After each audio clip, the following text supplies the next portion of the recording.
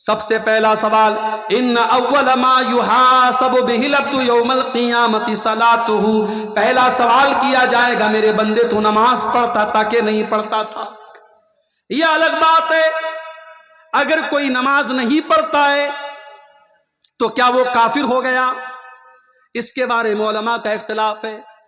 بہت سارے علماء کہتے ہیں کہ نماز جو نہیں پڑھتا ہے وہ کافر ہو گیا، اور جب کافر ہو گیا اس نے مرغا کاٹ کے دیا، اس نے بکرا کاٹا، اس نے جانور کو ذبح کیا، اس کا ذبیحہ بھی حلال نہیں ہوگا۔ یہ بہت سارے علماء کا موقف ہے، مگر جو بات دلیل کے اعتبار سے زیادہ مضبوط نظر آتی ہے وہ یہ ہے کہ جو سستی کی وجہ سے، کاہلی کی وجہ سے نماز نہیں پڑھتا ہے، وہ یہ مانتا ہے کہ نماز ضروری ہے، نماز فرض ہے، لیکن سستی اور کاہلی کی وجہ سے نماز نہیں پڑھتا ہے، وہ بہت بڑا گنہگار ہے، مگر وہ کافر نہیں ہے، وہ مسلمان ہے۔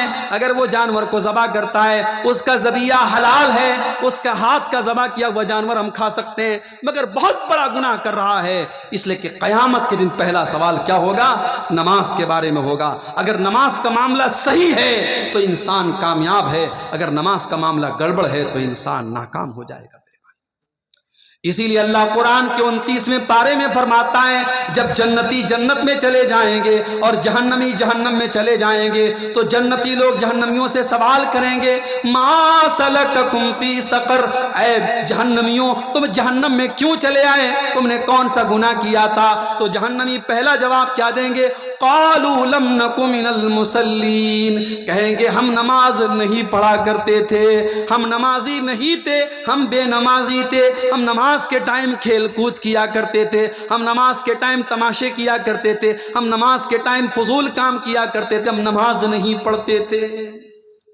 میرے نوجوان ساتھیوں، کلیا چک کا علاقہ بزنس مین لوگوں کا علاقہ ہے، کاروباری لوگوں کا علاقہ ہے۔ اس علاقے میں لوگ بزنس کو ترجیح دیتے ہیں، نوکری کے مقابلے میں کاروبار کو ترجیح دیتے ہیں۔ مگر میں آپ کو ایک بات بتا دوں، آپ کا کاروبار نماز سے بڑھ کے نہیں ہے، آپ کا بزنس، آپ کا ویاپار نماز سے بڑھ کے نہیں ہے۔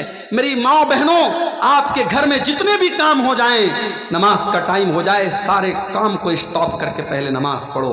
اللہ قرآن میں کہتا ہے رجال لا تلہیہم تجارت ولا بیع عن ذکر اللہ، میرے نیک بندے تو وہ ہیں ان کا کاروبار، ان کی تجارت ان کو اللہ کے ذکر سے اور نماز سے کبھی غافل نہیں کرتا ہے۔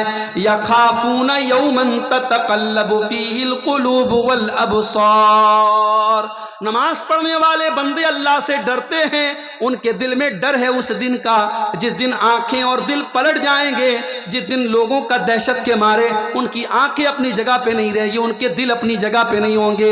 قیامت کے دن کا ڈر جس کے دل میں ہوگا وہ نماز کی پابندی کرے گا۔ میرے پیارے ساتھیوں، جس نبی سے ہم محبت کرتے ہیں، جس نبی کا کلمہ ہم پڑھتے ہیں، اس نبی نے اپنے آخری ٹائم میں امت کو کیا وصیت کی تھی؟ الصلاۃ الصلاۃ وما ملکت ایمانکم، اے لوگوں نماز پڑھتے رہنا، اے لوگوں نماز پڑھتے رہنا۔ اگر نبی سے محبت ہے اور نبی سے اگر آپ کو تعلق ہے تو نماز کے لیے میرے بھائیوں سارے کام آپ زندگی کے ایک طرف کر دیجئے، نماز سے آپ کو دور نہیں رہنا ہے، نماز کی پابندی کرنا ہے، اور اتنی پابندی کرنا ہے کہ اللہ کے نبی فرماتے ہیں وَرَجُلٌ قَلْبُهُ مُعَلَّقٌ بِالْمَسَاجِدِ، انسان کا دل نماز میں لگ جائے، نماز سے جڑ جائے، اس کا دل مسجد میں اٹک جائے، ایک ٹائم کی نماز چھوٹ جائے تو اس کو ایسا لگے کہ ہاں میرا کچھ چھوٹ گیا۔ آج کل سفر کرنا آسان کام نہیں ہے، پہلے لوگ ریلوے اسٹیشن پر نماز پڑھ لیتے تھے، ایئرپورٹ پر نماز پڑھ لیتے تھے، ٹرین میں نماز پڑھ لیتے تھے، ابھی حالات اتنے بہتر نہیں ہیں۔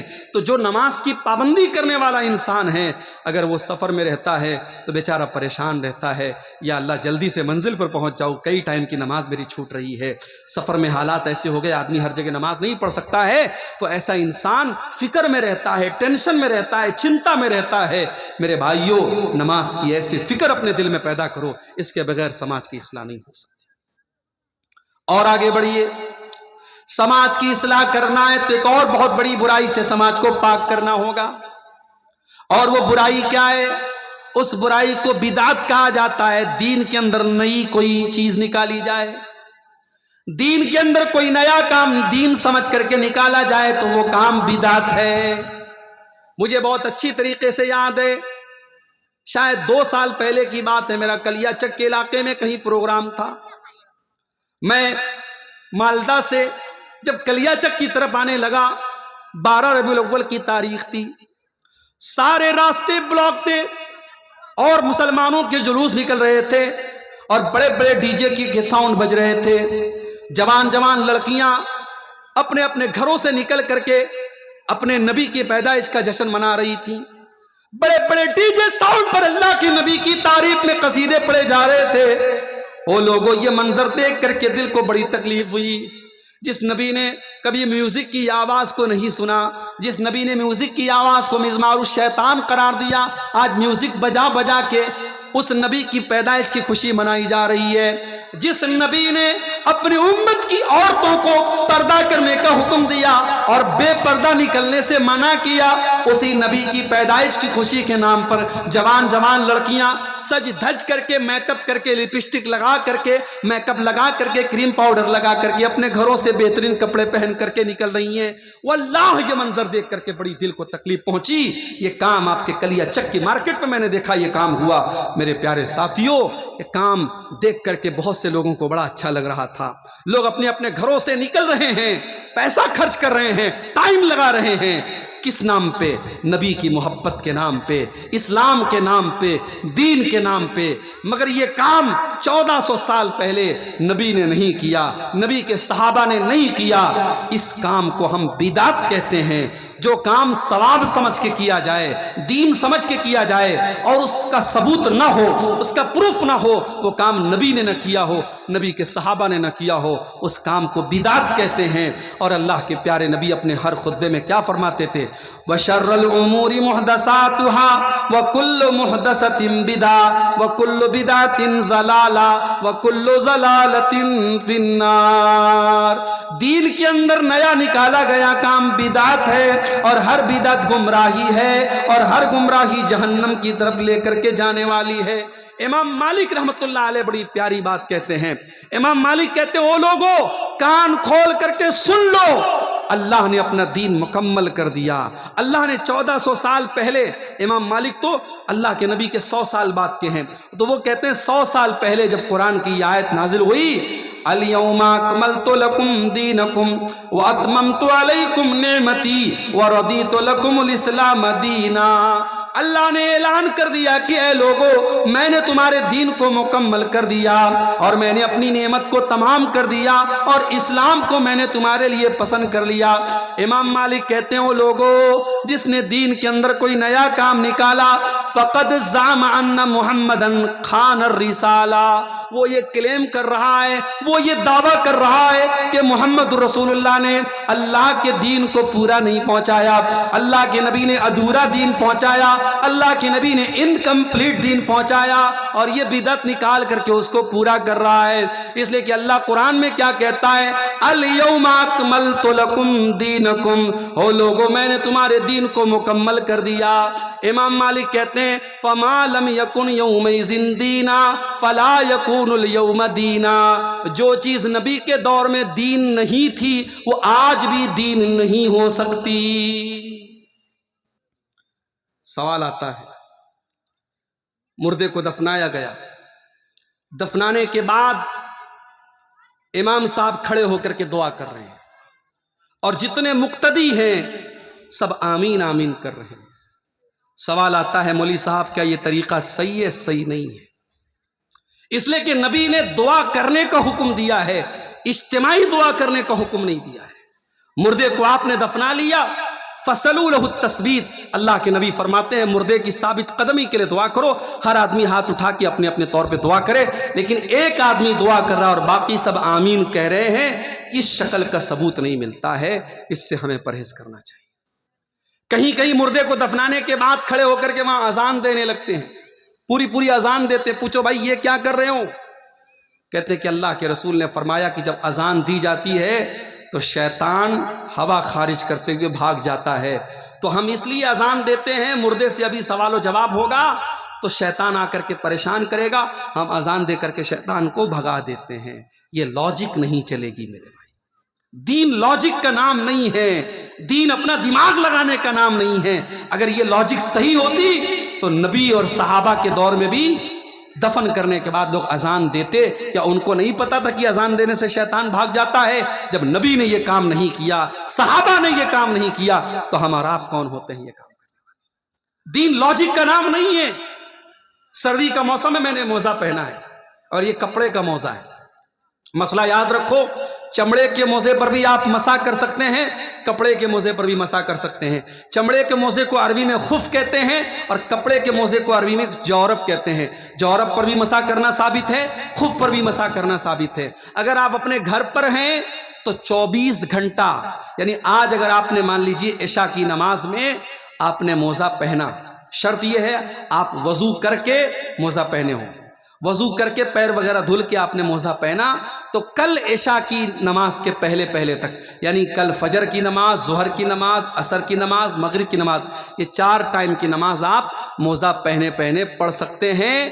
ہر وضو کے ٹائم اگر آپ کا وضو ٹوٹ گیا ہے، آپ کو پیر دھلنے کی ضرورت نہیں ہے، موزے کے اوپر آپ مسح کر لیں۔ یہ مسئلہ کس کے لیے ہے؟ جو گھر پہ ہے۔ ہاں سفر میں اگر آپ ہیں، جیسے میں بنارس سے آپ کے بنگال میں آیا ہوں، تو میرے لیے 3 دن کی چھوٹ ہے۔ میں اگر آج مسح کر رہا ہوں، آج میں نے وضو کر کے موزہ پہنا ہے، تو میں اگلے 3 دن تک لگاتار چاہوں، اگر موزہ میں نہیں اتار رہا ہوں تو بغیر پیر دھلے میں موزے پر مسح کر کے نماز پڑھ سکتا ہوں۔ یہ مسئلہ مردوں کے لیے بھی ہے، یہ مسئلہ ہماری ماؤں بہنوں کے لیے بھی ہے۔ لیکن آپ غور کریں، ہم جب موزہ پہنتے ہیں موزے کے اوپر مسح کرتے ہیں، اور جیسے دونوں کان کا ایک ساتھ مسح کرتے ہیں، ایسے دونوں ہاتھ ہلکا سا بھگو کر کے دونوں موزے پر ایک ساتھ مسح کر لینا چاہیے۔ لیکن ہم مسح ہمیشہ اوپر کرتے ہیں، نیچے نہیں کرتے۔ جبکہ ہم موزہ پہن کے جب چلتے ہیں تو جو ڈسٹ ہوتا ہے، جو گرد و غبار ہوتا ہے، جو دھول ہوتی ہے، وہ نیچے لگتی ہے۔ تو ہونا تو یہ چاہیے تھا ہم نیچے ہاتھ لگا کر کے دھول کو صاف کریں، مگر ہم اوپر مسح کرتے ہیں۔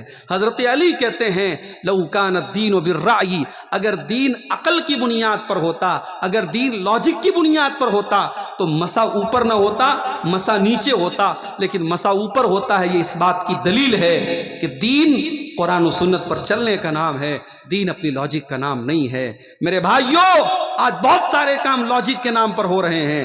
مرنے والا مر گیا، اس کے تیسرے دن بریانی بن رہی ہے، بریانی پکا کر کے مدرسے میں بچوں کو دی جا رہی ہے، محلے کے غریبوں کو دی جا رہی۔ پوچھو بھائی یہ کیا ہے؟ کہتے ہیں تیجا ہے۔ 10ویں دن پھر بریانی پک رہی، پوچھو یہ کیا ہے؟ کہتے ہیں 10واں ہے۔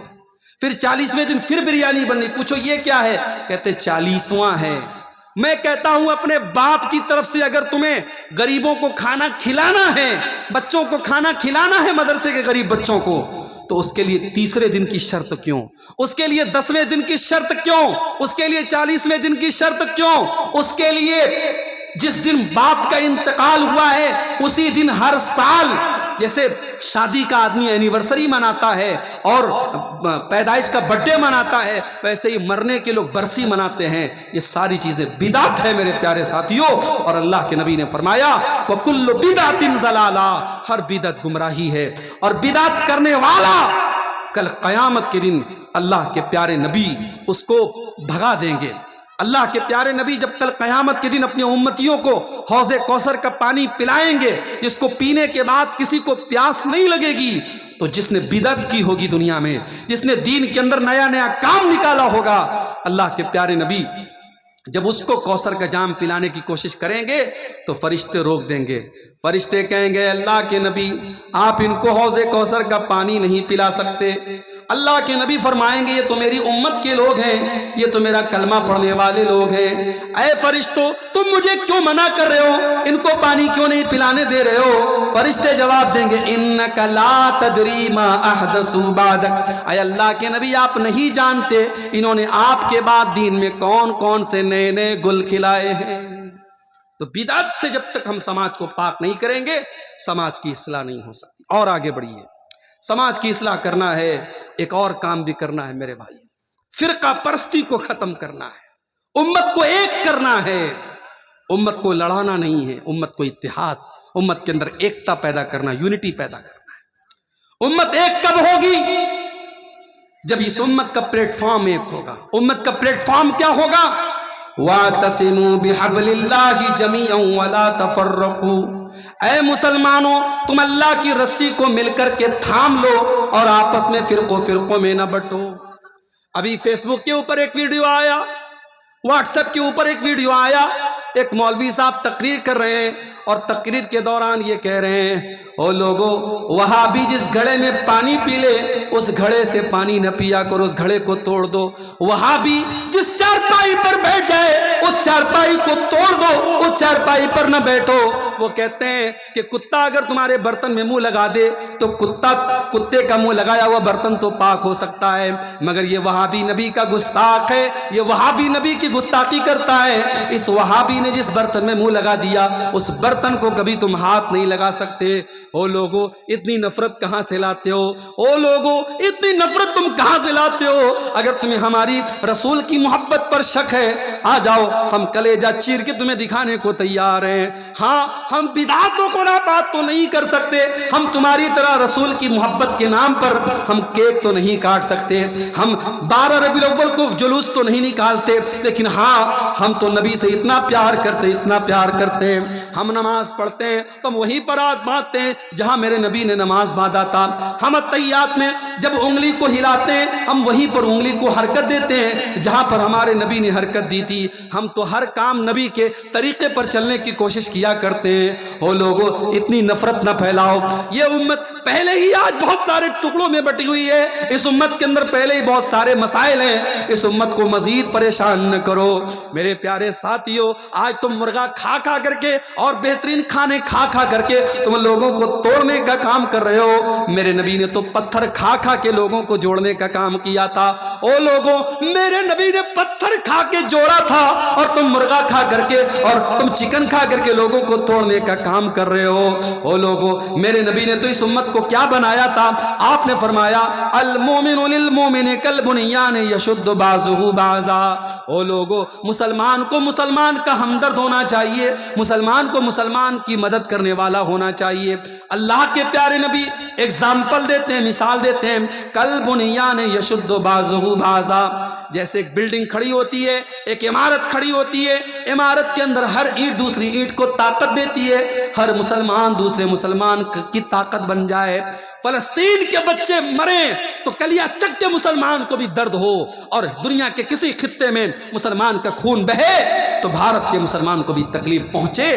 یہ ہوتا ہے اسلامی محبت اور اسلامی بھائی چارہ۔ میرے نبی نے یہ بھائی چارہ آپ کے اندر پیدا کیا تھا۔ اور میرے بھائیوں اتنا ہی نہیں، اللہ کے نبی نے یہاں تک فرمایا مثل المؤمنین فی توادہم وتعاطفہم وتراحمہم کمثل الجسد الواحد۔ او لوگو آپس میں اتنی محبت کیا کرو، اتنی ہمدردی کیا کرو، اتنا پیار کیا کرو جیسے انسان کا شریر ہوتا ہے، جیسے انسان کی باڈی ہوتی ہے۔ اذ اشتکا منہ عضو تداعی لہ سائر الجسد بالسہر والحمى۔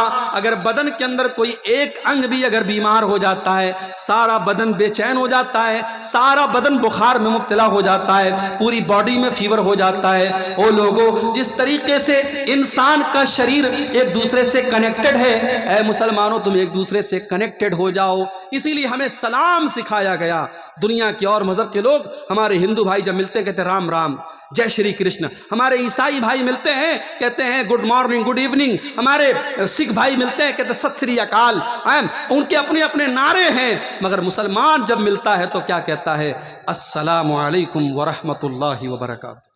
مسلمان یہ بولتا ہے۔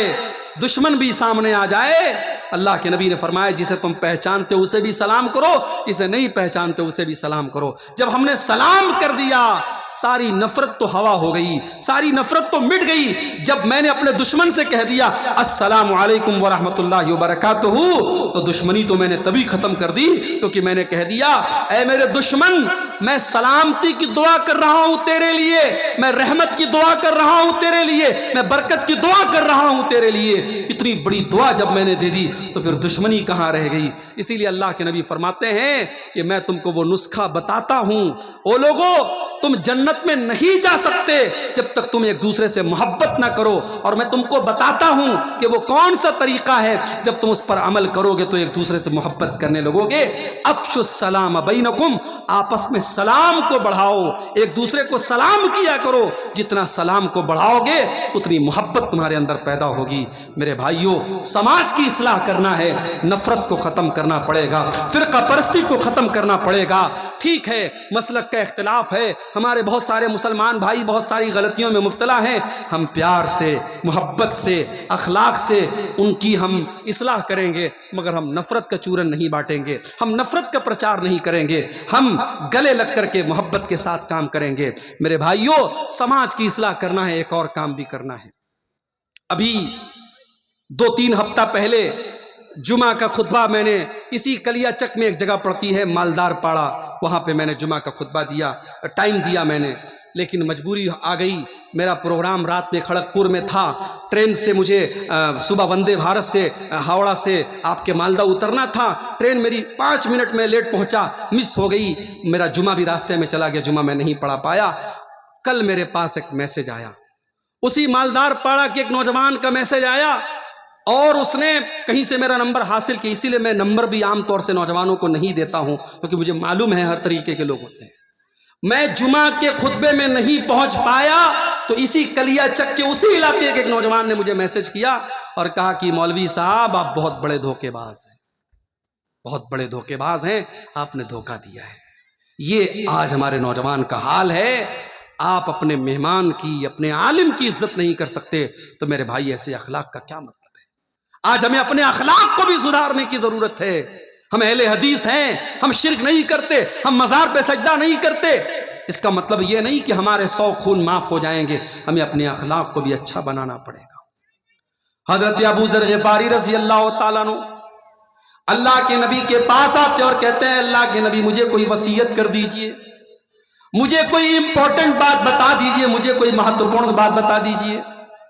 اللہ کے نبی 2 باتیں ان کو بتاتے ہیں، اور کلیا چک والو، سلطان گنج والو، یہ 2 باتیں اگر آپ نے نوٹ کر لی، میں سمجھتا ہوں کہ میری پوری تقریر کامیاب ہو جائے گی۔ یہ 2 باتیں اگر آپ نے سیکھ لی، اللہ کے نبی ابو ذر غفاری سے کہتے ہیں اے ابو ذر غفاری اتق اللہ حیث ما کنت، تم جہاں بھی رہو اللہ سے ڈرو، اپنے گھر میں ہو تب بھی اللہ سے ڈرو، مسجد میں ہو تب بھی اللہ سے ڈرو، جلسے میں گئے ہو تب بھی اللہ سے ڈرو، اور مارکیٹ میں ہو تب بھی اللہ سے ڈرو، اپنے کمرے میں بند ہو تب بھی اللہ سے ڈرو، اور پبلک کے سامنے ہو تب بھی اللہ سے ڈرو۔ اتق اللہ حیث ما کنت، اے ابو ذر غفاری تم جہاں پر بھی رہو اللہ سے ڈرتے رہنا۔ اور دوسری چیز وَأَتْبِعِ السَّيِّئَةَ الْحَسَنَةَ تَمْحُوهَا، اے ابو ذر جب تم سے کوئی گناہ ہو جائے، جب تم سے کوئی غلطی ہو جائے تو جلدی سے کوئی نیکی کر لو، تمہاری نیکی تمہارے گناہ کو مٹا ڈالے گی۔ جب تم کوئی گناہ کر دو، کوئی غلطی ہو جائے تو جلدی سے کوئی نیکی کر دو، جب تم نیکی کر لو گے تو تمہارے گناہ کو اللہ تعالیٰ معاف کر دے گا۔ اور تیسری چیز وَخَالِقِ النَّاسَ بِخُلْقٍ حَسَنٍ، اے ابو ذر لوگوں سے اچھے اخلاق سے پیش آیا کرو، لوگوں کے ساتھ برا ویوہار نہ کیا کرو، لوگوں کے ساتھ بدتمیزی نہ کیا کرو۔ میرے نوجوان ساتھیوں، اپنے اخلاق کو بہتر بناؤ، اپنے اخلاق کو بہتر بناؤ، اپنی گفتگو کو، اپنے بیہیویئر کو اچھا بناؤ۔ حضرت لقمان اپنے بچے کو کیا نصیحت کرتے ہیں؟ وَلَا تُسَعِّرْ خَدَّكَ لِلنَّاسِ، اے میرے بچے تو گال پھلا کر کے لوگوں سے نہ ملا کر، اے میرے بچے تو گال پھلا کر کے لوگوں سے نہ ملا کر، وَلَا تَمْشِ فِي الْأَرْضِ مَرَحًا، اور تو زمین میں اکڑ کر کے نہ چلا کر۔ 4 پیسے کما لیے تو اکڑا نہ کرو، تمہارے پاس بڑے بڑے نیتاؤں سے تمہارا تعلق ہو گیا، تم ایم ایل اے صاحب کے ساتھ چلنے لگے، تم ایم پی صاحب کے ساتھ چلنے لگے، تم پریزیڈنٹ کے ساتھ چلنے لگے، تم پردھان منتری کے ساتھ چلنے لگے، تمہارے اندر اہنکار آ گیا، تمہارے اندر تکبر آ گیا۔ وَلَا تَمْشِ فِي الْأَرْضِ مَرَحًا، تم زمین میں اکڑ کر کے نہ چلا کرو۔ تکبر اللہ کو پسند نہیں ہے۔ ایک آدمی مارکیٹ میں جا رہا تھا، بہت سارا سامان اس نے لیا تھا، وہ ایک کلی کو تلاش کرنے لگا، کوئی کلی مل جائے، کوئی پورٹر مل جائے میرے سامان کو اٹھانے والا تو مجھے کچھ مدد مل جائے۔ ایک آدمی کو دیکھا سمپل ڈریس میں ہے، سمجھا یہ کلی کا کام کرتا ہے، کہا بھائی میرا یہ سامان میرے گھر تک پہنچا دو۔ اس آدمی نے اس کا سارا سامان اپنے سر پہ اٹھایا، اس کے ساتھ جانے لگا۔ راستے میں جو لوگ دیکھتے تو جو آدمی سامان اٹھائے ہوئے تھا اس کو دیکھ کے کہتے السلام علیکہ یا ابا عبداللہ، السلام علیکہ یا ابا عبداللہ، اے ابو عبداللہ آپ پر سلام، اے ابو عبداللہ آپ پر سلام۔ اب یہ بیچارہ پریشان تھا، سب لوگ اس کو سلام کر رہی ہے کون آدمی؟ تو ایک آدمی سے پوچھا کہ بھائی یہ کون آدمی ہے جس کو میں نے اپنا سامان اٹھانے کا کام دیا ہے؟ کہا رے تم کو پتہ نہیں یہ کون ہے؟ یہ اللہ کے رسول کے صحابی سلمان فارسی ہیں، اور یہ اس شہر کے گورنر ہیں، یہ مدائن کے گورنر ہیں۔ کہا یا اللہ، مدائن کے گورنر سے میں کولی کا کام کروا رہا ہوں؟ کہا ارے حضرت معاف کیجئے میں نے پہچانا نہیں تھا، جلدی سے یہ سامان اتار دیجئے۔ کہا نہیں، اب جب تک یہ سامان تمہارے گھر میں نہیں پہنچا دوں گا میں اپنے سر سے یہ سامان نہیں اتاروں گا۔ ان کے گھر تک سلمان فارسی نے وہ سامان پہنچایا۔ یہ سلمان فارسی کا اخلاق تھا، یہ صحابی کا اخلاق تھا۔ میرے نوجوان ساتھیوں، ہمیں اور آپ کو اپنے اخلاق کا بھی جائزہ لینے کی ضرورت ہے۔ قیامت کے دن اللہ کے ہاں جب ہماری نیکیوں کو تولا جائے گا تو جیسے روزے کو تولا جائے گا، نماز کو تولا جائے گا، زکوٰۃ کو تولا جائے گا، صدقہ خیرات کو تولا جائے گا، ہمارے اخلاق کو بھی تولا جائے گا۔ اور اللہ کے نبی فرماتے ہیں ما من شیء یوضع فی المیزان اثقل من حسن الخلق، اللہ کے ہاں ترازو پر سب سے وزنی، سب سے وزندار اگر کوئی چیز ہوگی تو اخلاق ہوگا۔ میرے بھائیو، اپنے اخلاق کو بہتر بنا دو۔ آپ کی گفتگو، آپ کی بات چیت، آپ کی ٹاکنگز، آپ کی بھاشا، آپ کا وکتویہ وہ بتاتا ہے کہ آپ کا مینر کیا ہے، آپ کا اخلاق کیا ہے۔ اسی لیے حضرت لقمان اپنے بچے سے کہتے ہیں اے میرے بچے، اونچی آواز میں لوگوں سے بات نہ کیا کر، وَقْصِدْ فِي مَشِيكَ وَاغْضُضْ مِنْ صَوْتِكَ، جب تو چلا کر تو تیری چال بھی بہت تیز نہ ہو بلکہ بیچ کی چال ہو، اور جب تو بولا کر تو بہت چلا کر کے نہ بولا کر، درمیانی آواز میں بولا کر۔ إِنَّ أَنْكَرَ الْأَصْوَاتِ لَصَوْتُ الْحَمِيرِ، سب سے بری آواز گدھے کی آواز ہوتی ہے۔ جانتے ہو گدھے کی آواز سب سے بری کیوں ہوتی ہے؟ کیونکہ گدھے کی آواز میں کوئی ردم نہیں ہوتا ہے، کوئی لے نہیں ہوتی ہے، کوئی سر نہیں ہوتا ہے، گدھا بس چلاتا ہے۔ تو چلانے والوں کو اللہ کے نبی نے پسند نہیں کیا ہے۔ میرے بھائیو، اپنے اخلاق کو بہتر بناؤ اور آگے بڑھیے۔ ایک بہت بڑی برائی ہم سماج میں یہ بھی دیکھ رہے ہیں، شادی بیاہ کے اندر بہت ساری غیر اسلامی چیزیں۔ اسی بنگال کے اندر ہم نے دیکھا ہلدی کی رسم ہو رہی ہے، اور ہلدی کی رسم جس دن ہو رہی ہے بہت بڑا فنکشن ہو رہا ہے، ساری لڑکیوں نے ہلدی کلر کے کپڑے پہنے ہوئے ہیں، سارے لڑکوں نے ہلدی کلر کے کپڑے پہنے ہوئے ہیں، پورا کھانا پینا ہو رہا ہے۔ اور کیا ہو رہا ہے صاحب؟ یہ ہلدی کی رسم ہو رہی ہے۔ مسلمان کی شادی ہے، مسلمان میں بھی اہل حدیث کی شادی ہے، سینے پر ہاتھ باندھنے والے کی شادی ہے، رفع یدین کرنے والے کی شادی ہے، لیکن ہلدی کی رسم اس کے گھر پہ ہو رہی ہے۔ منگنی کی سیریمنی اور منگنی کی رسم بھی اس کے گھر پہ ہو رہی ہے، اور سونے کی انگوٹھی دلہن کو بھی پہنائی جا رہی ہے، اور سونے کی انگوٹھی دلہے کو بھی پہنائی جا رہی ہے۔ او لوگو، یہ رسمیں کہاں سے آ گئیں؟ او لوگو، تم نے اپنے پورے نکاح کو، پورے شادی بیاہ کو آج غیر اسلامی بنا ڈالا، بالکل حرام بنا ڈالا۔ دیکھ لو آپ، 400 باراتی آ کے کھا رہے ہیں۔ باراتیوں کے الگ نخرے ہیں۔ کہیں تو صاحب بارات اس بات پر لوٹ جاتی ہے کہ بریانی میں گوشت نہیں ملا، اس بات پر بارات لوٹ گئی، کہیں کہ ایسا بھی ہوا ہے۔ باراتی آئے ہیں، غریب لڑکی کا باپ بینک سے لون لے کر کے 400 باراتیوں کو کھانا کھلا رہا ہے۔ اور مجھے بتاؤ کون سے اسلام کی تعلیم ہے، کون سے نبی کی تعلیم ہے، کون سے دین کی تعلیم ہے؟ میرے بھائی، لڑکی کی شادی کرنے والا باپ اپنی لڑکی کی شادی کرنے کے لیے مجبور ہے بینک سے لون لینے پر، اسے جہیز کا انتظام کرنا ہے۔ پکے اہل حدیث علاقے کی بات کر رہا ہوں، وہاں پر بھی جہیز کا لین دین ہو رہا ہے۔ میرے نبی نے 4 بیٹیوں کی شادی کی، کس کو جہیز دیا میرے بھائی؟ صحابہ نے اپنی بیٹیوں کی شادی میں کب لوگوں کے سامنے ہاتھ پھیلا کے بھیک مانگی اور قرضہ لے کے اپنی بیٹیوں کی شادی کی ہے؟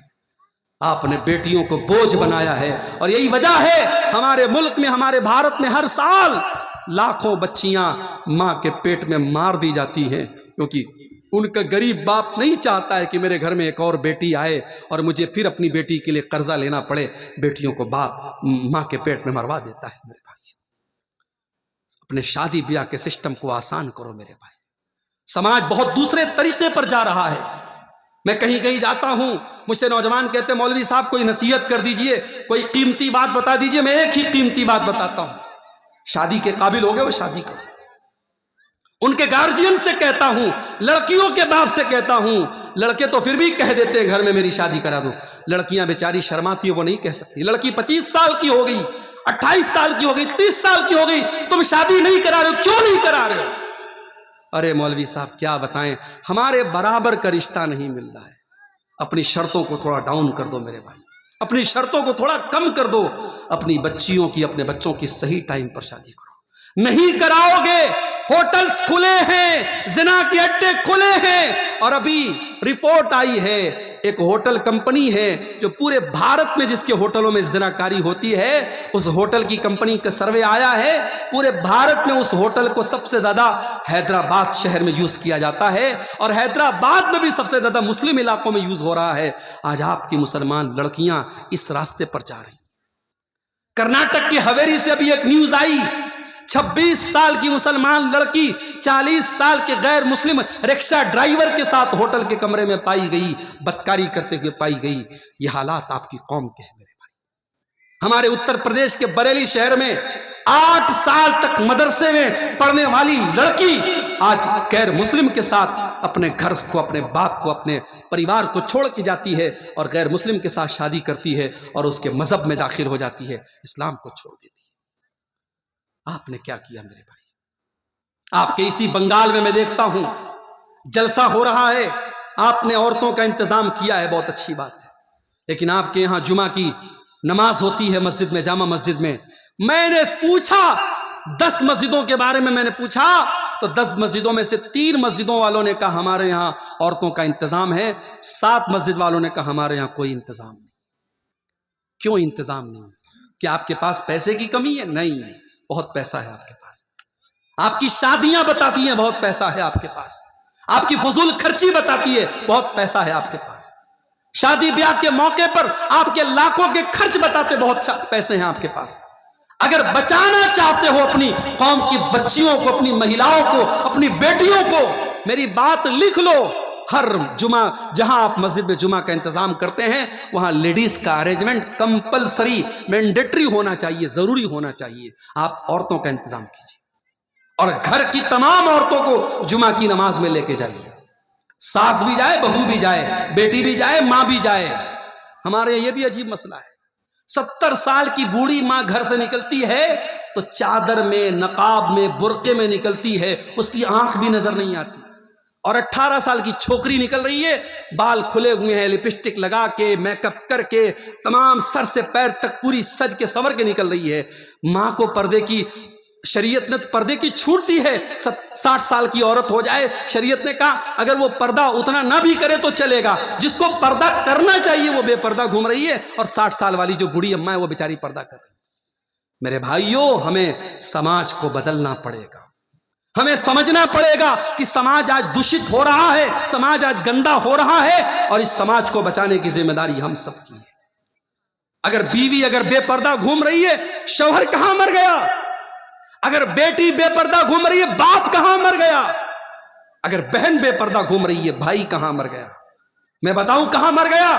وہ بھائی خود بازار میں نظروں کا زنا کر رہا ہے, وہ باپ خود مارکیٹ میں بیٹھ کے بیڑی کا دھواں اڑا رہا ہے, اور وہ شوہر خود اپنی بیوی کو لے کر کے نمائش کرا رہا ہے اس کے حسن کی.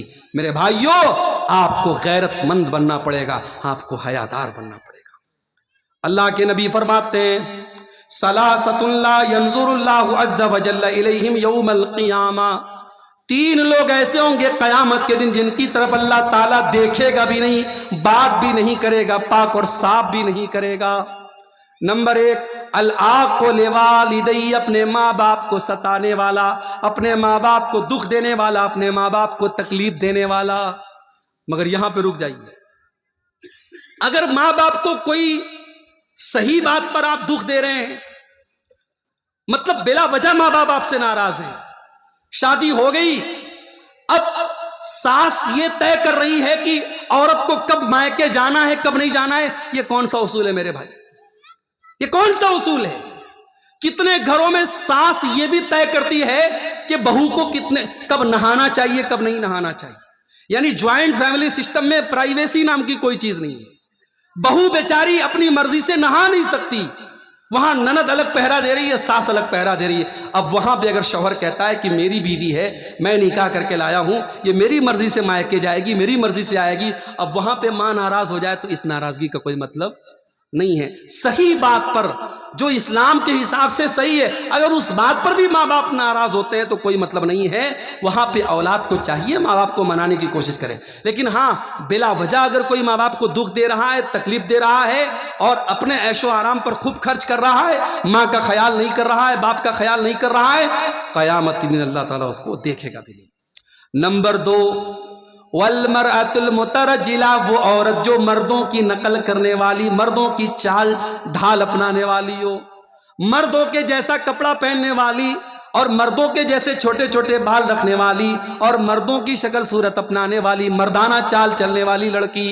اور نمبر 3، الدیوس، وہ بے غیرت مرد، الذی یقر فی اہلہ الخبث، جس کے گھر میں بے حیائی ہو رہی ہو، جس کے گھر میں بے پردگی ہو رہی ہو اور اس بے غیرت مرد کو کوئی فرق نہ پڑتا ہو۔ تو مرد اگر بے غیرت ہے تو صرف عورت ذمہ دار نہیں ہے، مرد بھی ذمہ دار ہے۔ میرے پیارے ساتھیوں، آج ہماری شادی بیاہ میں کیا ہو رہا ہے؟ ویڈیو ریکارڈنگ ہو رہی ہے، دلہن کے کمرے میں کیمرہ مین آتا ہے اور دلہن کے ہر پوز کو وہ ریکارڈ کر رہا ہے، ہر اینگل سے وہ ریکارڈ کر رہا ہے۔ دلہن کی سہیلیاں اور گھر کی جوان لڑکیاں دلہن کے آس پاس بیٹھی ہیں اور یہ ویڈیو کیمرہ والا بیچارہ ویڈیو ریکارڈنگ کر رہا ہے۔ اور یہ اس شادی میں مولوی صاحب نکاح پڑھا کے دعا کرتے اللہ تعالیٰ اس نکاح میں برکت دے دے۔ کہاں سے برکت آئے گی؟ جس نکاح میں آپ نے مولوی سے نکاح پڑھوانے کے علاوہ کوئی کام اسلام کے مطابق نہیں کیا، اس نکاح میں برکت کہاں سے آئے گی میرے بھائی؟ جس نکاح کی بنیاد بے حیائی پر ہے، جس نکاح کی بنیاد حرام کاموں پر ہے، اس نکاح میں برکت کہاں سے آئے گی؟ نتیجہ یہ ہے شادی کم ہو رہی ہے، طلاق زیادہ ہو رہا ہے، شادی کم ہو رہی ہے، گھر ٹوٹ زیادہ رہے ہیں، کیونکہ برکت ختم ہو رہی ہے۔ رشتہ دیکھنے آپ جاتے ہیں، اچھی اچھی لڑکیاں، دیندار لڑکیاں، آپ رشتہ دیکھ کے آتے ہیں تو ماں آ کر کے کیا کہتی ہے؟ رشتہ تو بہت اچھا تھا، لڑکی کا کلر تھوڑا سا ڈاؤن تھا، تھوڑا سانولی تھی۔ ارے اللہ کی بندی، یہ کوئی سانولی ہے، کوئی گوری ہے، کوئی کالی ہے، یہ رنگ کس نے بنائے؟ اللہ نے بنائے۔ اس پہ انسان کا تو اختیار نہیں ہے نا۔ کسی کی 3 بیٹیاں ہیں، 2 بیٹیاں بڑی گوری چٹی ہیں، ایک بیٹی کا رنگ تھوڑا سا سانولا ہے، تو کیا اس سانولی لڑکی بیچاری اس کو ریجیکٹ کر دیا جائے؟ بیچاری پڑھی لکھی ہے، دیندار ہے، نمازی ہے، صرف رنگ ڈاؤن ہونے کی وجہ سے اس کو ریجیکٹ کر دیا جائے؟ یہ کون سا انصاف ہے میرے بھائی؟ ہمیں اپنی سوچ کو بدلنا پڑے گا۔ ان غریب بچیوں کو آج دینداری کے باوجود ریجیکٹ کیا جاتا ہے، نتیجہ یہ نکلتا ہے جب سمے سیما پار ہو جاتی ہے وہ لڑکیاں غلط راستے اٹھاتی ہیں۔ آج سماج میں آپ یہ منظر بھی دیکھیے میرے بھائی، کوئی لڑکی، کوئی عورت بیوہ ہو گئی، اس کے شوہر کا ایکسیڈنٹ میں انتقال ہو گیا، 1 سال کا بچہ ہے، بیوہ ہو گئی۔ اب سماج کیا کہتا ہے؟ صاحب ارے عورت ہے، بچے کے سہارے زندگی گزار لے گی۔ میں کہتا ہوں دنیا کا سب سے بڑا جھوٹ ہے یہ، دنیا کا سب سے بڑا فراڈ ہے یہ۔ ایک بچے کے سہارے عورت زندگی گزار لے گی؟ اس کی جوانی، اس کی عزت، اس کی خواہشات، اس کی ڈیزائرز، اس کا کوئی مطلب نہیں ہے۔ اس سماج کو ہمیں بدلنا پڑے گا، مطلقہ اور بیوہ عورتوں کی شادی کا بھی ماحول پیدا کرنا پڑے گا۔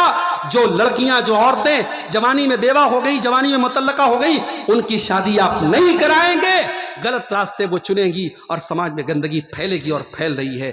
میرے پیارے ساتھیوں، شادی بیاہ میں یہ بہت ساری چیزیں ہیں جن کی ہمیں اصلاح کرنے کی ضرورت ہے۔ سب سے پہلے تو آپ رشتوں میں دینداری کو ترجیح دیجیے۔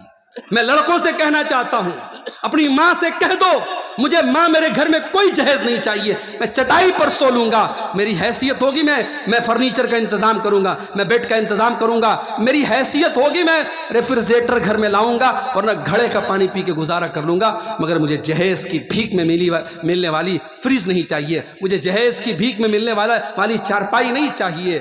اپنی ماں سے جا کے کہہ دو مجھے دیندار بیوی لا کے دے دو۔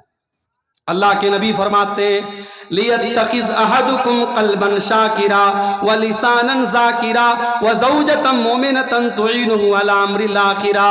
او لوگو، دنیا کی سب سے بڑی دولت 3 چیزیں ہیں، 3 چیزیں جس کے اندر پیدا ہو جائیں اس کے پاس دنیا کی سب سے بڑی دولت ہے۔ قلباً شاکرا، ایک ایسا دل اپنے پاس پیدا کر لو جو اللہ کا شکر ادا کرنے والا دل ہو، وَلِسَانًا ذَاکِرًا، اور ایسی زبان اپنے پاس پیدا کر لو جو زبان اللہ کا ذکر کرنے والی ہو، وَزَوْجَةً مُؤْمِنَةً، اور ایسی ایمان والی بیوی اپنے گھر میں لے کے آ جاؤ، تُعِینُهُ عَلَىٰ أَمْرِ الْآخِرَةِ، جو آخرت کے کاموں میں آپ کی مدد کرے۔ دیندار بیوی میرے بھائی آپ کے گھر میں آئے گی، آپ کے گھر کو جنت بنا دے گی۔ دیندار رشتوں میں دینداری کو ترجیح دو۔ اسی لیے اللہ کے نبی فرماتے ہیں تُنْکَحُ الْمَرْأَةُ لِأَرْبَعٍ لِمَالِهَا وَلِحَسَبِهَا وَلِجَمَالِهَا وَلِدِينِهَا، جب لڑکی کی شادی ہوتی ہے 4 چیزیں لڑکی کے اندر دیکھی جاتی ہیں، مال دیکھا جاتا ہے، خوبصورتی دیکھی جاتی ہے، اس کا خاندان دیکھا جاتا ہے، اور اس کو دینداری دیکھی جاتی ہے۔ آپ نے فرمایا فَاظْفَرْ بِذَاتِ الدِّین، دیندار لڑکی کو ترجیح دو، کامیاب ہو جاؤ۔ آج حالات یہ ہے میرے بھائی، 8-8 9-9 سال کے بچے اور بچیاں، ان کے بھی انسٹاگرام پر فوٹوز، وہ بھی اپنے فوٹوز ڈال رہے ہیں، وہ بھی انسٹاگرام پر دوستیاں کر رہے ہیں، وہ بھی ٹیلی گرام اور واٹس ایپ پر تعلق قائم کر رہے ہیں۔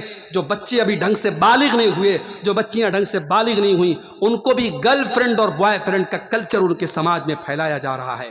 اور حالات یہ ہے، ابھی دلی کی نیوز آج میں نے موبائل پر پڑھی، دلی میں 8 سال سے لیو ان ریلیشن شپ میں رہنے والا، لیو ان ریلیشن شپ کا مطلب بغیر شادی کے مرد اور عورت ساتھ میں رہ رہے ہیں، لیو ان ریلیشن شپ میں رہنے والا اپنی اسی عورت کی 14 سال کی لڑکی کے ساتھ ریپ کرتا ہے، اور پھر پولیس اس کو اریسٹ کرتی ہے۔ حالات یہ ہیں، باپ بیٹی کا رشتہ بھی تار تار ہو رہا ہے، بھائی بہن کا رشتہ بھی تار تار ہو رہا ہے۔ میرے بھائیوں، اب دھیرے دھیرے دنیا محسوس کر رہی ہے، دنیا محسوس کر رہی ہے، سماج کو اس گندگی سے بچانا ہے تو اسلام کے دامن میں آنا پڑے گا۔ اسلام نے ہمیں زنا کے دروازوں سے روکا ہے، زنا کے چور دروازوں سے اسلام نے روکا ہے۔ اسلام کہتا ہے لڑکا لڑکی بالغ ہو جائیں، 10 سال کا لڑکا ہو گیا، 10 سال کی لڑکی ہوگی، بستر الگ کر دو۔ 10 سال کا لڑکا لڑکی ہو گئے، بستر الگ کر دو۔ لڑکی کو مینسز آنے لگے، لڑکی بالغ ہو گئی، جوان ہو گئی، گھر سے نکلے تو پردے میں نکلے۔ جوان لڑکی کو کسی غیر محرم کے ساتھ تنہا مت رہنے دو، اکیلا مت رہنے دو۔ تمہاری خالہ کا لڑکا، تمہارے ماموں کا لڑکا، تمہارے کاکا کا لڑکا، تمہارے تایا کا لڑکا، یہ سب تمہارے لیے غیر محرم ہے۔ میری بہنوں، جس طریقے سے محلے کے اور گاؤں کے لڑکوں کو اپنے لیے غیر محرم سمجھتی ہو، اپنی خالہ کے، اپنے تایا کے، اپنے ماموں کے، اپنے چاچا کے لڑکوں کو بھی غیر محرم سمجھو۔ میری بہنوں، آپ کا دیور آپ کا بھائی نہیں ہے، آپ کے شوہر کا بھائی ہے۔ بھابھی اگر دیور کو ہنسی مذاق میں زیادہ چھوٹ دے گی، اگر بھابھی دیور سے زیادہ فرینک ہوگی اور دیور بھابھی کے بیچ کی سیمائیں ختم ہوں گی، تو وہاں پہ معاملات خراب ہوں گے، اور بہت سارے گھروں میں معاملات خراب ہو رہے ہیں۔ یہ فیس بک کا دور ہے، یہ فلموں کا دور ہے، یہ ویب سیریز کا دور ہے، یہ سماج میں گندگی کو پروسنے کا دور ہے۔ اس دور میں ہمیں اور زیادہ احتیاط کی ضرورت ہے۔ بچیاں جوان ہو جائیں تو باپ اپنی بچیوں سے بھی ایک احتیاط کرے۔ بچیوں کو چاہیے جب وہ جوان ہو جائیں، باپ بھی آئے تو اپنے دوپٹے اور اپنے کپڑے کا دھیان رکھیں۔ شیطان کب کس کے دماغ کو کہاں پھیر دے، کب کس کی نظریں خراب ہو جائیں، شیطان کب کس کے، ہمارے رگوں میں، ہمارے بدن میں خون کی طرح شیطان دوڑ رہا ہے، اور فتنوں کے اس دور میں کب کس رشتے میں ناپاکی آ جائے میرے بھائیوں، گارنٹی نہیں ہے۔ اس لیے بڑی احتیاط کی ضرورت ہے، اور محرم غیر محرم کا فرق اپنے جوان ہوتے بچوں کو بتانے کی ضرورت ہے۔ اور آگے بڑھیے، 1-2 چیزیں اور بیان کر کے بات ختم کر رہا ہوں۔ ہمارے سماج میں اگر اصلاح کرنی ہے سماج کی، ایک اور چیز ہم دیکھ رہے ہیں، ہمارے نوجوانوں کا بگاڑ، ہمارے نوجوانوں کے اندر پائی جانے والی مختلف برائیاں۔ ہمارا نوجوان آج نشے میں مبتلا ہے، ہمارا نوجوان آج راتوں میں 2-2 3-3 بجے تک ناجائز بات چیت میں لگا ہوا ہے، ہمارا نوجوان آج گنڈا گردی اور کرائم کے کاموں میں لگ رہا ہے۔ میرے نوجوان ساتھیوں، اس امت کا کیپٹل آپ ہیں، اس امت کا سرمایہ آپ ہیں، اس امت کی امید آپ ہیں۔ اگر آپ نے اپنی راتوں کو برباد کیا، اگر آپ نے اپنے جسم کو نشے سے برباد کیا، اگر آپ نے غلط اور گندی عادتوں کے ذریعے اپنی جوانی کو برباد کیا، کل آپ نہ ایک اچھے شوہر بن سکتے ہیں، نہ ایک اچھے باپ بن سکتے ہیں، نہ ایک اچھے بیٹے بن سکتے ہیں، نہ سماج کے ایک اچھے انسان بن سکتے ہیں۔ اس سماج کو آپ کچھ دینے کے لیے آئے ہیں۔ اللہ قرآن میں کہتا ہے کنتم خیر امت اخرجت للناس، اے مسلمانوں، تم دنیا کی سب سے بہترین کمیونٹی ہو، تم دنیا کے سب سے بہترین سماج کے لوگ ہو, تمہیں دنیا کے لیے کچھ دینے کے لیے بنایا گیا ہے, تم سماج کو کچھ دینے کے لیے آئے ہو, تم مانوتا کا کلیان کرنے کے لیے آئے ہو, تم مانوتا کو نجات دینے کے لیے آئے ہو, تم مانوتا کو جہنم کی آگ سے بچانے کے لیے آئے ہو. میرے نوجوانوں, اپنی رسپانسبلٹی کو سمجھو, اپنے کرتویہ کو سمجھو, اپنی ذمہ داری کو سمجھو.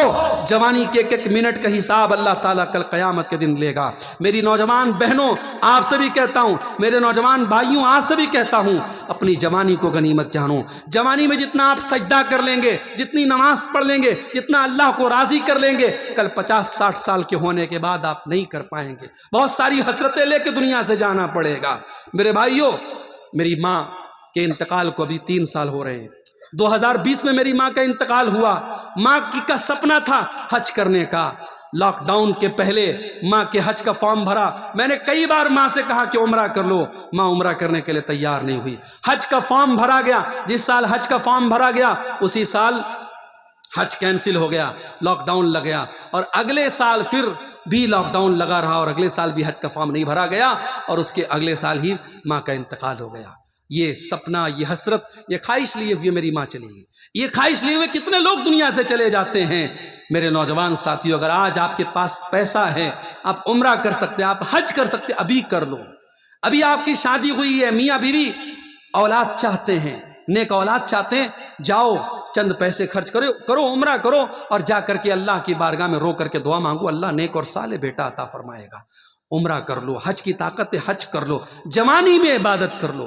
واللہ میں نے روتے ہوئے دیکھا ہے 70 سال کے 60 سال کے بوڑھوں کو, جب وہ حج کرنے گئے, وہ بیچارے ویل چیئر پہ دوسرے ان کو طواف کرا رہے ہیں, وہ بیچارے ہوٹل سے حرم میں جانے کی طاقت نہیں ہے, وہ کمرے میں بیٹھ کے نماز پڑھتے ہیں. وہ روتے ہیں کہ کاش ہم نے جوانی میں نماز پڑھی ہوتی, ہم نے جوانی میں حج کیا ہوتا, ہم نے جوانی میں اللہ کی عبادت کی ہوتی. اللہ کے پیارے نبی فرماتے ہیں, اغتنم خمسن قبل خمسن, 5 چیزوں کی قدر کرو 5 چیزوں کے آنے سے پہلے. شبابک قبل حرمک, اپنی جوانی کی قدر کرو بڑھاپے کے آنے سے پہلے. وصحتک قبل سقمک, اپنی تندرستی کی قدر کرو بیماری کے آنے سے پہلے. وغناک قبل فقرک, اپنی دولت کی قدر کرو اپنی غریبی کے آنے کے پہلے. وفراغک قبل شغلک, اپنے سمے کی قدر کرو اپنے ویست ہونے سے پہلے. اور 5ویں چیز, وحیاتک قبل موتک, اپنی موت کے آنے سے پہلے اپنی زندگی کی قدر کرو. میرے نوجوانوں, اس امت کو بڑی امیدیں ہیں, اپنی نوجوانی کی حفاظت کرو. اسی طریقے سے سماج کی اصلاح کا ایک روپ یہ بھی ہے کہ وراثت میں جس کا جو حق ہے وہ دے دو. آپ کی بیٹیاں بھی آپ کی وراثت کی حقدار ہیں. جو پراپرٹی آپ نے بنائی ہے, جو زمین آپ نے خریدی ہے, جو پیسہ آپ نے کمایا ہے, آپ کے مرنے کے بعد آپ کے بیٹوں کے ساتھ ساتھ آپ کی بیٹیاں بھی اس کی وارث ہیں. بیٹیوں کو آپ نے جہیز دے دیا, اس کا مطلب یہ نہیں کہ بیٹیاں آپ کی پراپرٹی کی وارث نہیں بنیں گی. اور بھائیوں سے کہتا ہوں, باپ کے مرنے کے بعد اگر آپ نے اپنی بہنوں کو ان کی پراپرٹی میں, ان کے باپ کے ترکے میں حصہ نہیں دیا, تو کل قیامت کے دن اللہ آپ کی گردن پکڑے گا. کل قیامت کے دن اللہ کیا آپ کی گردن پکڑی جائے گی. اللہ نے وراثت کا مسئلہ جب بیان کیا تو قرآن میں کیا فرمایا, وَتِلْكَ حُدُودُ اللَّهِ, میرے بندو یہ وراثت کے جو قانون بیان کیے جا رہے ہیں یہ اللہ کا بنایا ہوا قانون ہے. وَمَن يُطِعِ اللَّهَ وَرَسُولَهُ يُدْخِلْهُ جَنَّاتٍ تَجْرِي مِن تَحْتِهَا الْأَنْهَارُ, جو اللہ کی اطاعت کرے گا, جو رسول کی اطاعت کرے گا, اللہ اسے جنت میں داخل کرے گا اور وہ جنت میں ہمیشہ ہمیشہ رہے گا. وَذَلِكَ الْفَوْزُ الْعَظِيمُ, اور یہ بہت بڑی کامیابی ہے. وَمَن يَعْصِ اللَّهَ وَرَسُولَهُ وَيَتَعَدَّ حدودہ یدخلہ نارا خالدا فیہا, اور جو اللہ کی نافرمانی کرے گا, جو رسول کی نافرمانی کرے گا, اور جو اللہ کے قانون کو توڑے گا, اس کو اللہ جہنم کی آگ میں ڈالے گا اور وہ جہنم کی آگ میں ہمیشہ رہے گا. وراثت کے سلسلے میں اگر آپ نے اللہ کا قانون توڑا ہے, اللہ جہنم کی وعید سنا رہا ہے. میرے بھائیوں, وراثت کو صحیح طریقے سے جو حقدار ہیں ان کو دے دو. اللہ کے نبی فرماتے ہیں, لَتُعَدُّنَّ الْحُقُوقَ إِلَىٰ أَهْلِهَا, او لوگوں تم لوگوں کا حق ان کو دے دو ورنہ قیامت کے دن تمہیں دینا پڑے گا. حَتَّى يُقَادَ لِلشَّاةِ الْجَلْحَاءِ مِنَ الشَّاةِ الْقَرْنَاءِ, قیامت کے دن سینگ والی بکری سے بھی قصاص لیا جائے گا اگر اس نے بغیر سینگ والی بکری کے اوپر ظلم کیا ہے. تو وراثت کو صحیح طریقے سے بانٹ دو. اور آخری چیز بیان کر کے میرے بھائیوں بات ختم کر رہا ہوں. اسی کلیا چک کے علاقے میں ایک صاحب بتانے لگے کہ ہمارے یہاں جب جلسہ ہوتا ہے تو ہر سال بردر فلاں کو بلایا جاتا ہے، علماء کو نہیں بلاتے، بردرز کو بلاتے ہیں۔ کیوں؟ بردرز کی فین فالوئنگ زیادہ ہے۔ فلاں بردر صاحب ہیں، وہ فیس بک کے اوپر لائیو کوسچن آنسر کرتے ہیں، لوگوں کے سوال کا لائیو جواب دیتے ہیں۔ اتنا لائیو تو علماء بھی جواب نہیں دیتے۔ میرے بھائی، علماء کی جگہ بردرز نہیں لے سکتے۔ یہ دور فتنوں کا دور ہے، اور علماء کی جگہ آپ نے جاہلوں کو علماء کا مقام دے رکھا ہے۔ آپ کے بڑے بڑے اسٹیج پر آج جاہلوں کو، جن کو عربی زبان نہیں آتی، جن کو قرآن پڑھنا نہیں آتا، ان کو آپ نے علماء کا مقام دے دیا ہے۔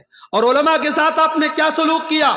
علماء کے ساتھ آپ نے یہی سلوک کیا کہ جتنا آپ کے بچے کی پاکٹ منی کا خرچ ہے، اتنا آپ کے مولوی صاحب کی تنخواہ ہے۔ آپ کے بنگلور میں سڑک پر صفائی کرنے والا اور جھاڑو دینے والا، وہ بھنگی، وہ صفائی کرمچاری، اس کی سیلری آج 18,000 ہے، تو وہ لوگ اسٹرائک کر رہے ہیں کہ ہماری سیلری 30 سے 35,000 کی جائے۔ اور یہاں ہمارے مسجد میں 5 ٹائم کی نماز پڑھانے والا اور جمعہ کا خطبہ دینے والا ہمارا امام، ہمارا خطیب، اس کی تنخواہ 5,000 6,000، بڑی مشکل سے، کئی بڑے دل دریا والے لوگ ہیں تو 10,000۔ یہ ہم نے اپنے علماء کے ساتھ یہ سلوک کیا ہے۔ ہمارے علماء کے لیے ہماری مسجدوں میں اتنی چھوٹی سی کوٹری بنائی جاتی ہے کہ عالم صاحب اکیلے رہیں، پریوار کے ساتھ نہ رہنے پائیں۔ عالم صاحب کا پریوار کہاں رہتا ہے؟ بہار میں، جھارکھنڈ میں۔ عالم صاحب مہینے میں ایک بار اپنی بیوی کے پاس، بچوں کے پاس جاتے ہیں۔ میرے بھائیوں، آپ کو اپنے بچوں کے ساتھ اور پریوار کے ساتھ رہنے کا ادھیکار ہے، تو اس امام صاحب کو، اس عالم صاحب کو کیوں نہیں ہے؟ ان کے بچے اپنے باپ کے جیتے جی یتیم کیوں بنے ہیں؟ ان کی بیوی اپنے شوہر کے جیتے جی بیوہ کیوں بنی ہے؟ اس کا حساب بھی ہمیں قیامت کے دن اللہ کی بارگاہ میں دینا پڑے گا۔ اپنے علماء کا خیال رکھو میرے بھائی، اپنے علماء کی ضرورتوں کا خیال رکھو۔ ان کو اتنی تنخواہ کم سے کم دو، وہ عزت کی دال روٹی کما سکیں، وہ عزت کے ساتھ دنیا میں زندگی گزار سکیں۔ اور جو کام عالم کا ہے وہ عالم سے کراؤ، وہ مقام کسی غیر عالم کو مت دو۔ اللہ کے پیارے نبی فرماتے ہیں کہ قیامت کے پہلے وہ دور آئے گا، اللہ تعالیٰ دنیا سے علماء کو اٹھا لے گا۔ حتیٰ اذا لم یبق عالما، یہاں تک کہ جب سارے علماء ختم ہو جائیں گے، اتخذ الناس رؤوسا جہالا، لوگ جاہلوں کو اپنا مفتی بنا لیں گے، فسئلوا فافتوا بغیر علم، اور جاہلوں سے لوگ فتویٰ پوچھیں گے اور وہ خوب فتویٰ دیں گے۔ آپ کے بنگال میں جاہل مفتیوں کی بڑی بھرمار ہے، جس کے یوٹیوب پر 1 لاکھ سبسکرائبر ہو گئے، بہت بڑا علامہ بن گیا صاحب۔ اس کے سبسکرائبر کی تعداد اور یوٹیوب چینل پر اس کو لائک کرنے والوں کے، اس کے فالوورز کی تعداد کے حساب سے یہ طے کیا جاتا ہے کہ وہ کتنا بڑا علامہ ہے۔ نہیں میرے بھائی، یہ ضروری نہیں ہے کہ یوٹیوب پر فالوورز اور ویورز کی تعداد کے حساب سے۔ میں یوٹیوب چینل والے موجود ہیں، میں بڑے صاف الفاظ میں کہتا ہوں، ان کا کام صرف اپنی ویورشپ بڑھانا ہے۔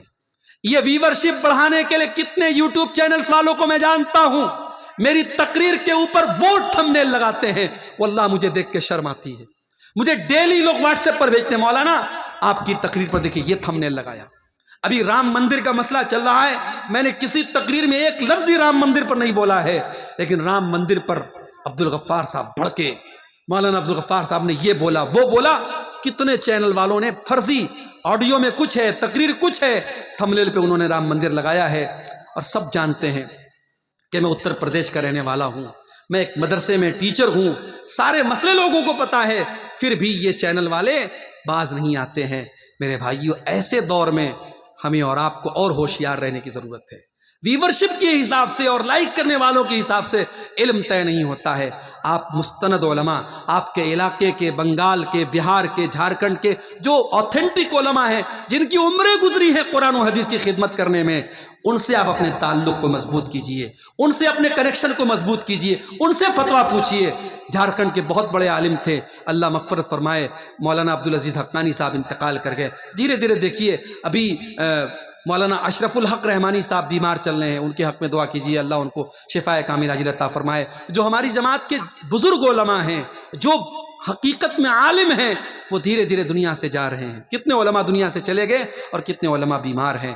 میرے بھائیوں، علماء سے جڑ کے رہیے، اور جب دنیا میں کوئی میٹر ہو جائے، ہر میٹر پر اپنی رائے مت دیجیے۔ فیس بک پر ہر میٹر پر فتویٰ مت جھاڑیے. آپ کے علماء اندھے نہیں ہیں, آپ کے علماء بہرے نہیں ہیں. جو چیزیں آپ کو نظر آ رہی ہیں آپ کے علماء کو بھی نظر آ رہی ہیں. ان کی رائے کا انتظار کیجئے, ان کے موقف کا انتظار کیجئے, ان کا اسٹینڈ کیا ہے. ہر مسئلے میں آپ کودنے کی کوشش مت کیجئے. اپنے نوجوانوں کو ایک نصیحت کرتا ہوں کہ آپ جو قوم اپنے علماء سے اپنا تعلق توڑے گی وہ قوم نہ گھر کی رہے گی نہ گھاٹ کی رہے گی. تو یہ چند باتیں اصلاح معاشرہ کے تعلق سے تھیں. یہ ایک پرچی آئی ہے, آخر میں کچھ سوالات ہیں, ان کا جواب دے کے ہم بات ختم کریں گے. روزہ رکھ کر کے کوئی شخص ٹیکا یا انجیکشن لے سکتا ہے یا نہیں؟